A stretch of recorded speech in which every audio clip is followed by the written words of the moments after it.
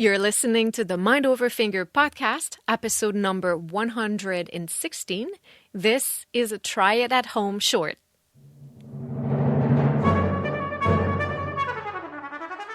Welcome to the Mind Over Finger podcast, discussions on mindful music making, efficient practice, and building a purposeful career.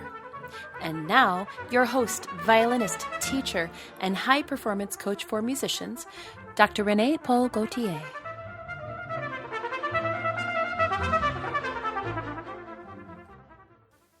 Hi, everyone. Welcome to the first episode of this Try It at Home series.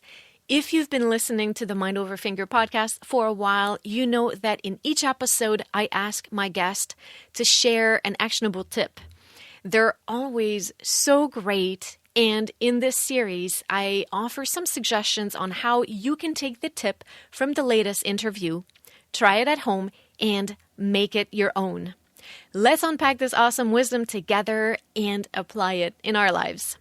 Let's start by revisiting last week's advice from violinist and citizen artist Vijay Gupta. You know, my wife Rena has a series of episodes that she records every week, in a little series called Resonant Space. And one of her recent episodes was about an experience listening to a concert of new music, and she kind of lost track of who the composer was at what time in the piece, in what time in the concert. And as she was listening, she had kind of, she talks about this very sensitively, kind of made this sort of snap judgments around the pieces based on how she knew the people, right? And so often I find myself in this really dark place, whether I'm like doom scrolling through Instagram or YouTube or whatever, being like, that player, or there's that person, and I don't like the way they play, so I'm not even going to listen to that thing, or these kind of very, very judgmental dark places that we go to. And this is a habit I'm trying to cultivate within myself, and I'm not good at it, and I'm saying it as a way of encouraging myself to get better at it, is listen to people who you disagree with, right? Listen to people who make you feel angry or make you feel, even jealous, or all those things that come up, right? Because the reaction is not about that person. The reaction is always about you, right? And if you're able to sit in the reaction for long enough, you learn something. Right? You learn something about someone you disagree with, and then you also put yourself in their shoes and wonder, well, could I have played it or done it or said it or acted it any better than they did? And I think that's actually what humanizes us, right? So I would say spend a good amount of time engaging with people who you disagree with. And I think this is not only about violin playing. I think this is about the world we live in, period, right?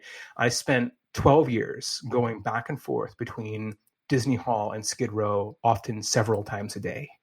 And sometimes I would go to Beverly Hills or Pasadena for a donor meeting and then go straight to Skid Row and be in a county prison or a county jail, and be meeting with people on radically opposite sides of the world and realizing that people hurt and ache the same way. People laugh and find joy the same way. Right? There's so much more that connects us than disconnects us.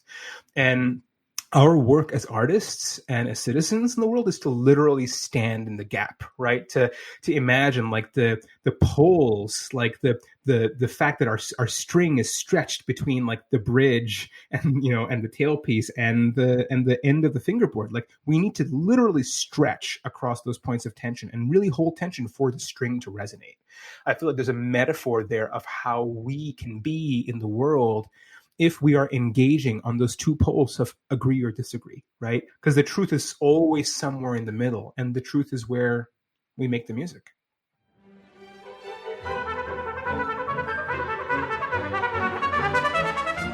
What a powerful tip that can create deep changes in all aspects of our lives.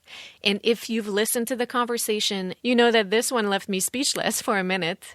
So let's try this in the practice room and in our lives this week. I've created a free resource for you that has all the steps I'm about to share.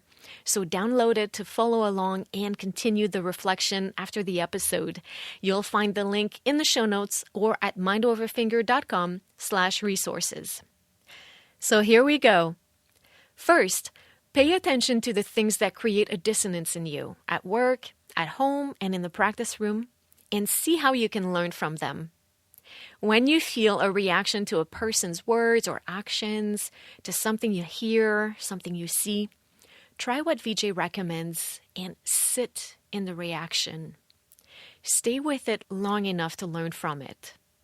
Then, observe your reaction and start asking yourself questions. What feeling am I experiencing right now? How does that show up in my body? Why am I feeling this way? What am I thinking that makes me feel this way?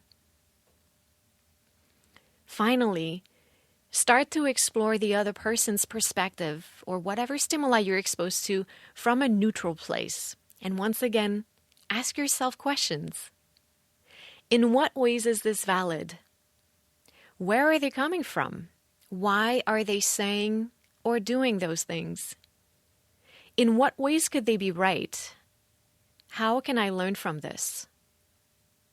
What would that look like if I tried this in my life? Here are some specific examples of what that could look like. In your everyday life, try to bypass the confirmation bias next time you hear something you disagree with. Do some research and try to see what evidence you can find to support the opinion opposite yours. And by evidence, I mean real data, numbers, information from reliable, objective, nonpartisan sources. When you read something written by someone you strongly disagree with, can you try to put yourself in their shoes for a moment? Where do you think they're coming from? What shared values or common roots might you have with them? Is there room for nuance in your opinion? Try to catch yourself next time you're about to make a snap judgment or when you feel yourself very rigidly tied to an opinion. In the practice room, pick a passage to experiment and have some fun with. Maybe the opening statement of the piece you're working on, something easy to find to make it easy on you logistically. Then find 5 recordings of it and listen to that passage. What are some of the general differences you notice? For each recording, identify things you like and things you don't like. Try to understand what makes you like or dislike something. Why do you think the musician plays it this way? What was their intention? What are they trying to communicate? Then pick your instrument and try a lot of different things, both things you agree with and disagree with. What new insights are you getting from this exercise? Anything surprising? Finally, here's how this could look like at rehearsal. Next time you sit in a rehearsal and a conductor or a colleague makes a request or suggestion that you disagree with, catch yourself before you start rolling your eyes and dismiss it. If you stayed open-minded, what could you appreciate about this idea? What possibly could be valid about this perspective? Even if you disagree completely with it, what would it look like, sound like, and feel like to play it with 100% commitment? Do you think that this is something that could grow on you eventually? Of course, we can extrapolate this concept to any activity or any area of our lives. And not only can we welcome those moments of dissonance when they happen, but why not seek them? Why not ponder on where the discomfort is and go there? Explore. Seek out different opinions and different point of views, different interpretations. Reevaluate what we've always done and try new things. And the goal is not to make us start doubting ourselves and second-guessing everything, but to allow us to take in different perspectives in order to make an intentional decision about things rather than stay stuck in our usual defaults. I'm going to borrow Vijay's words one more time because I think he said it so beautifully. There's a metaphor there of how we can be in the world if we are engaging in those two poles of agree or disagree. Because the truth is always somewhere in the middle. And the truth is where we make the music. So that's it for today.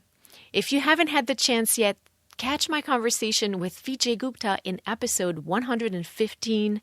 It's an incredibly inspiring conversation where we discuss his multifaceted, holistic career, his role as citizen artist, his meaningful approach to bringing a work to life, his advice on how to serve our own communities as musicians, his definition of success and how he goes about creating the best version of himself, and so much more.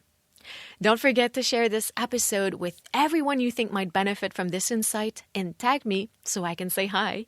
I'm Mind Over Finger everywhere. You can find all the information related to this episode, including the free resource, in the show notes or by visiting mindoverfinger.com.